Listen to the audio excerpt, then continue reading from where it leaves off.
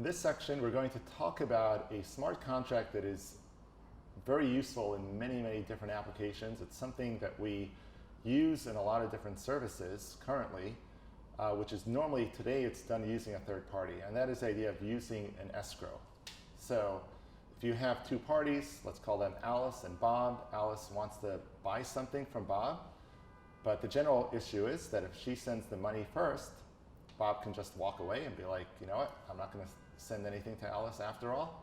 And vice versa. If Bob sends the item first, then Alice can just say, you know what, I actually don't have the money, or I don't want to send it. So Alice gets the item for free. So the solution to this generally is that you use some other third party that both of them trust. You send the money and the item to that third party, who would then distribute the two things. Of course, the issue there is that they both have to find someone that they both trust. And I guess more importantly than that is that the escrow would take some kind of fee for this, right? So that's the trouble of using an escrow generally. So the question is, can a blockchain perform the function of an escrow? Even in this case where we're dealing with some physical good. So imagine Bob is selling his harmonica to Alice. How can the blockchain help in this scenario?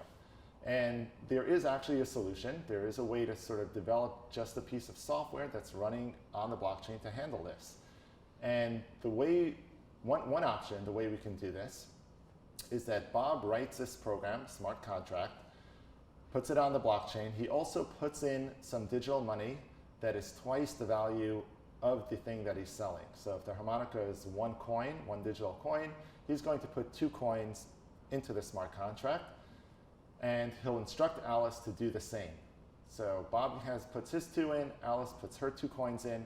Now there are 4 coins in this smart contract, and the smart contract now is the owner of those coins. That the ability to move them from that point forward is only governed by the rules that were written there ahead of time. And this contract can have just 2 rules.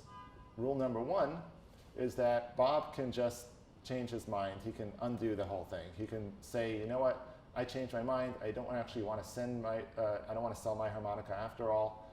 And he can withdraw his coin. So he can take his 2 coins out. If he does that, it would automatically return Alice's money too. So she would get her 2 back as well. And that's just rolling back to the way we were to begin with. The other rule is Alice has one option. She has the ability to pull out her extra deposit.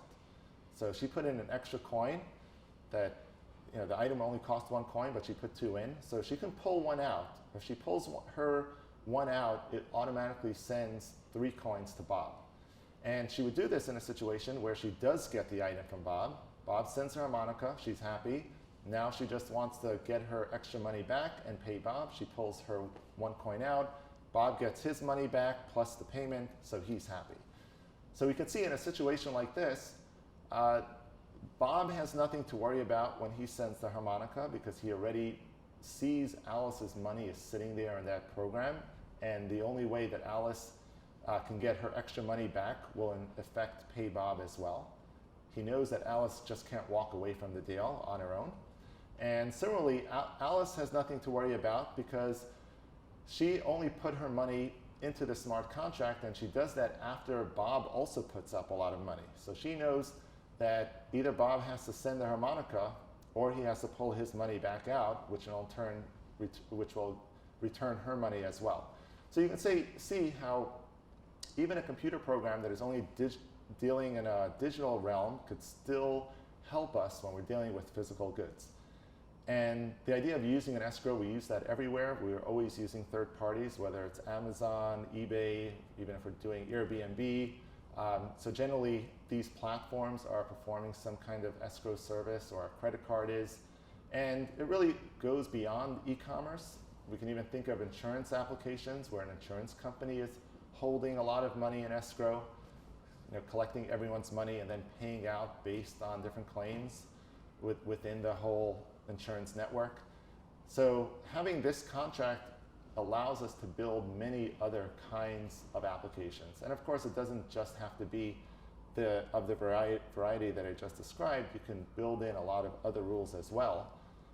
But I just want to say the way I describe this contract, something that it's really short. It's sort of like 1 page worth or 30 lines worth of code that you can write and put out onto the Ethereum blockchain.